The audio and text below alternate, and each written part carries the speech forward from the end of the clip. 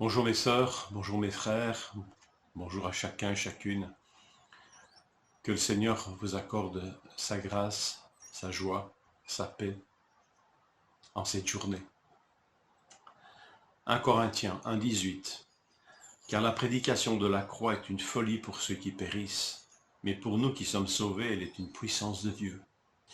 Aussi est-il écrit, je détruirai la sagesse des sages et j'anéantirai l'intelligence des intelligents. On peut dire que la sagesse de Dieu et la sagesse des hommes entrent en collision à la croix. Déjà à l'époque des apôtres, cette collision a eu lieu. Le message de l'Évangile entre en conflit avec la sagesse humaine et la théologie officielle, pourrait-on dire. Déjà au 1er siècle, l'Évangile de Jésus-Christ ne semblait pas adapté aux mentalités de l'époque. Pourtant, l'arbre est justifié par ses fruits.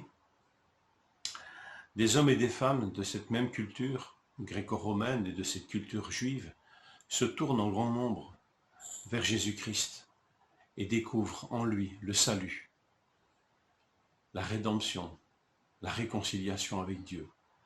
Et tout ça par la prédication de la croix. Christ est mort pour leurs péchés et ressuscité pour leur donner sa justice. Cet évangile, si étrange aux mentalités de l'époque, pourtant touche les cœurs.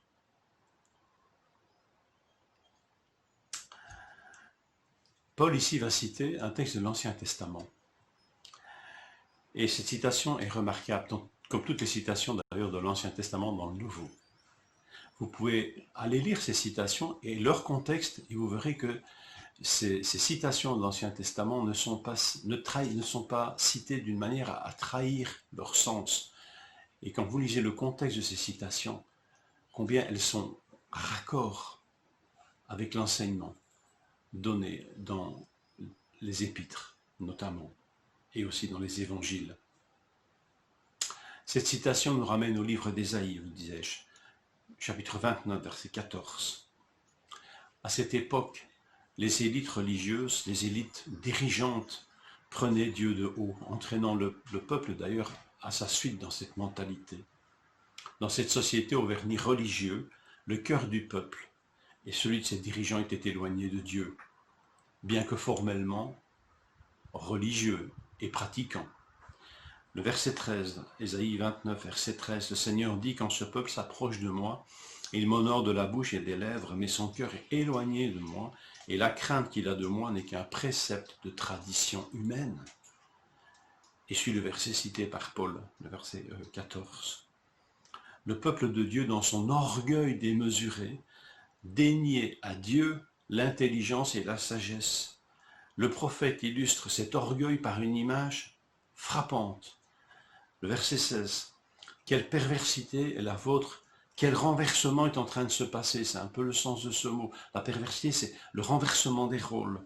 Le potier doit-il être considéré comme de l'argile pour que l'ouvrage dise de l'ouvrier « il ne m'a pas fait » et pour que le pot puisse dire au potier « il n'a pas d'intelligence ». Un vase d'argile dit au potier « tu n'as pas d'intelligence ». Ainsi est l'homme sage, déniant à Dieu la sagesse. La créature dit au Créateur « tu n'as pas d'intelligence et ma sagesse est supérieure à la tienne ». Une image percutante, l'argile qui parle au potier. L'évangile de la croix de Jésus, mourant sur la croix pour le pardon de nos péchés, est une folie pour les Grecs, est un scandale pour les Juifs. Mais c'est dans leur sagesse orgueilleuse qu'il en est ainsi. Parce qu'en soi, l'évangile est sagesse de Dieu et est puissance de Dieu. Mais elle devient folie pour ces hommes, ou pour l'homme, dans son orgueil démesuré. Tant que l'homme ne cessera pas de considérer Dieu comme l'argile et lui-même comme le potier, alors il ne pourra rien comprendre au message du salut de l'Évangile, tant que l'homme ne revient pas à sa place. Les humbles, les pécheurs, les faibles, les moins que rien, eux, comprendront. Et lisez les versets d'ailleurs de ce chapitre 1 de 1 Corinthiens, donc des versets 26 à 29. Et déjà Isaïe avait annoncé ces choses, que c'est les humbles, les petits, qui allaient, eux, comprendre cette sagesse divine, parce que eux reviendraient à leur place d'hommes et non de Dieu, et non de se prendre pour Dieu. Je lis ceci, au chapitre 29, verset 18.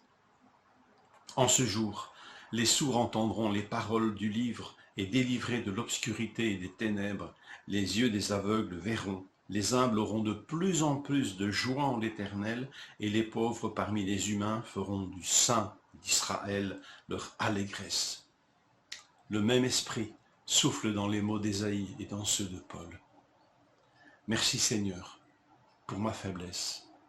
Merci Seigneur pour mes manques qui m'ont tourné vers toi.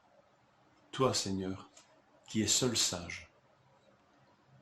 Que le Seigneur nous accorde de vivre en cette journée une joie profonde à contempler cette sagesse de Dieu, sagesse qu'il a démontrée par l'Évangile.